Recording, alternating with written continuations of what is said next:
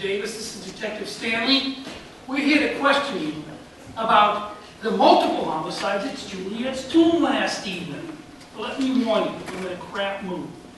I was just about to punch out when this got dropped in my lap. And then I show up at the tomb and find you and a bunch of other people trampling all over my crime scene. I should be at home having a quiet evening. Instead, I'm stuck here looking at your ugly mug. I'm running on a short fuse. So, tell me what you know about this and don't jerk me around. To me comes the fair Juliet, betrothed perforce to county Paris, and with wild looks bid me devise some mean to bid her from this marriage. What? What language is that? It sounds Elizabethan, yet it's an entrancing iambic pentameter. I am a big panda mother? What? Iambic pentameter. It's beautiful. I shall write what the friar speaks, for I am an inspired playwright, and may be able to use it.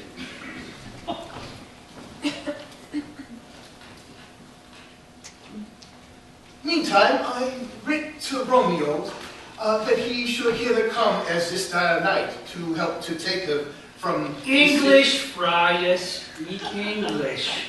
Not so good as my Yankee English. Yeah, well, my iambic pentameter sucks. So, cut the crap and tell us what you know. Let me try. What dost thou know in this? What? You speak this gibberish? Why am I not surprised? I do have a life outside this job. Hear you. Be even and direct with me. Show no greater falsehood. How came thou to the tomb? Was my, how say you, intendment? Intendment? Intendment? Oh, intention. It was my intention. Intention, yes. It was my intention to arrive before... Before. It was my intention to arrive before Juliet's awakening. Juliet's awakening?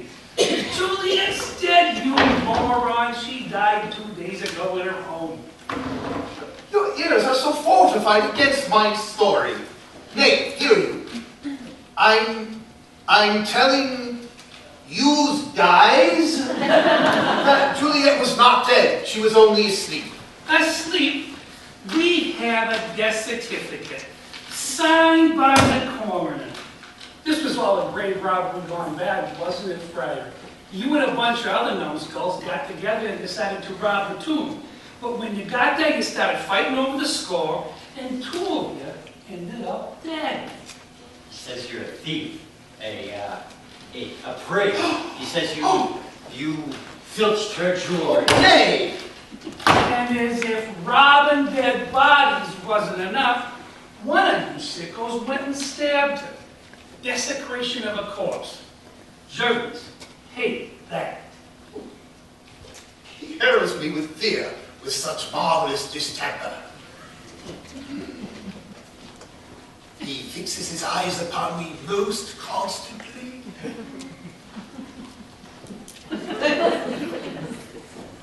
Come on, Sam, go easy on him. Then he's got to get in front of this. Don't take the weight for those perverted corpse-mutilating friends of yours. Balthazar's in the next room. How long do you think he's going to hold out? First one who talks gets the deal.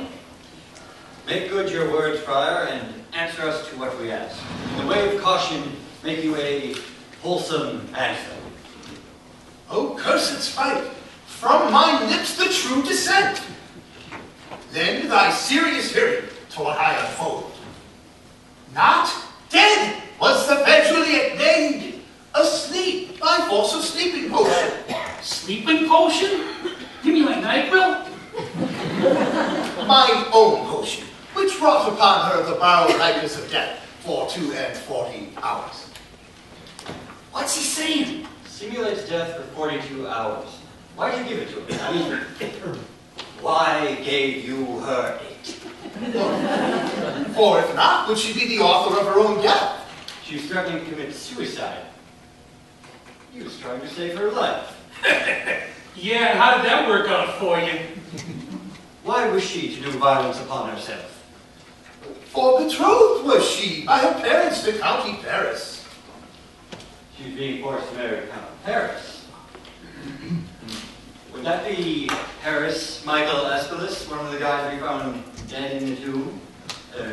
Slain man in the tomb?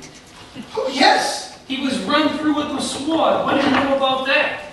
Well, I cannot tell, for when I came forth, lay untimely the noble Paris. He was already dead when he got there. You said Juliet didn't want to marry Count Paris. Why not? What think you on it? For gracious Romeo was husband to Juliet, and she Romeo's faithful wife. Wait, you're telling me that she was married to the other dead guy in the tomb? Romeo Christopher Montague? Yes! Hold on. So this whole thing is about a pair of star-crossed lovers in some sort of love triangle?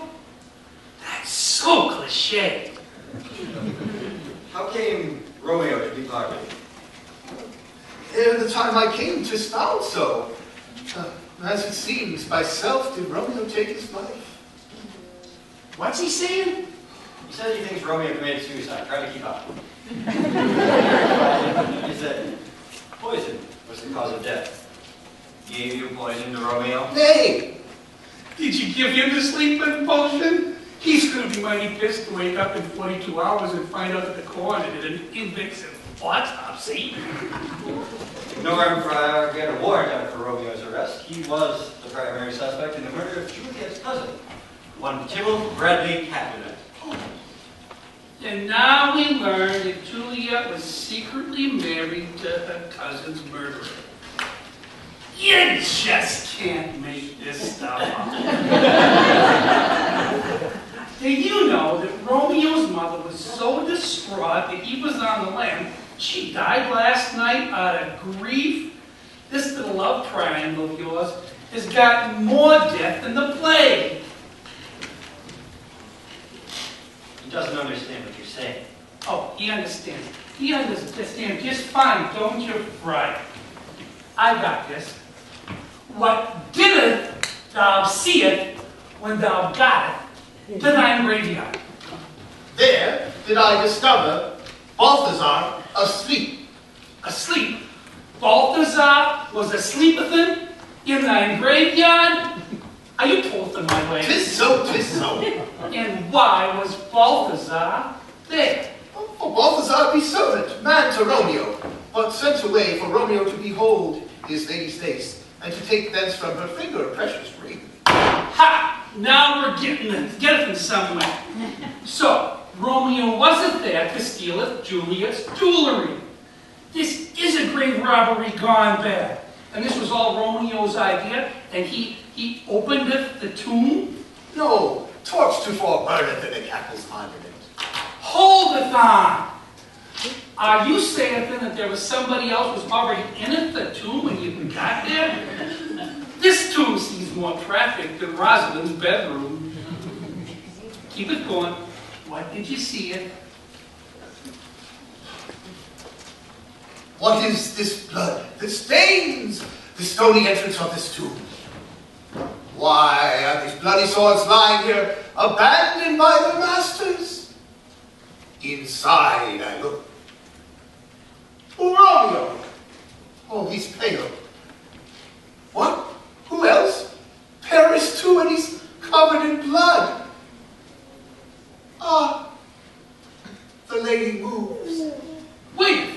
Are you saying then that Juliet was still alive when you got into the tomb? Oh, yes. Fair Juliet discovers the timeless end of Romeo, and raises a sigh so piteous and profound. It is the very ecstasy of love whose violent property foredoes itself, and leads the will to desperate undertakings, as oft as any passion under heaven that does afflict our natures. Yeah, get it on with it. I don't have it all night. Then did a noise scare me from the tomb, wherefore thence I was stayed by the night watchman whilst the page raised The Prince, the Capulets, and the Montagues. Timeth up. Let me see if I got it for all this. You arrive at the tomb, and Juliet starts waking up and she starts having a hissy fit. You leave the tomb, and you're running the night watchman, but he detains you while the page raises the alarm. And nobody else went into the tomb, and nobody else came out of the tomb until the prince got there. Right? Bingo. Then we only have your word that Juliet was still alive when you left the tomb. Oh, you think on me some villainous shame? Then what come what may, and let this whole life be sacrificed, some hour before its time, unto the rigors of severest law. Killeth outright.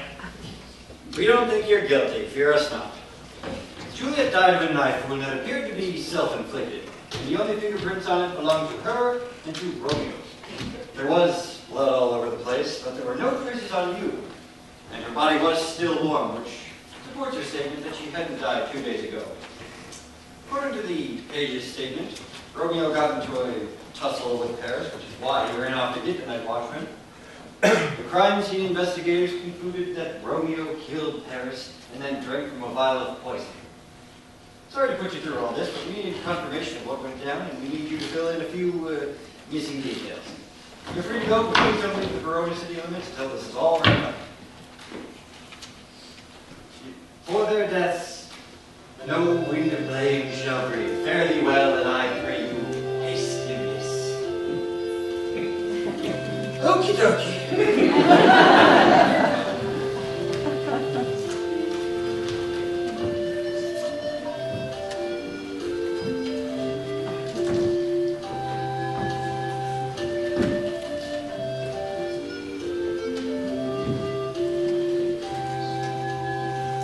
I wonder, has there ever been a story of more woe than this of Juliet and her Romeo?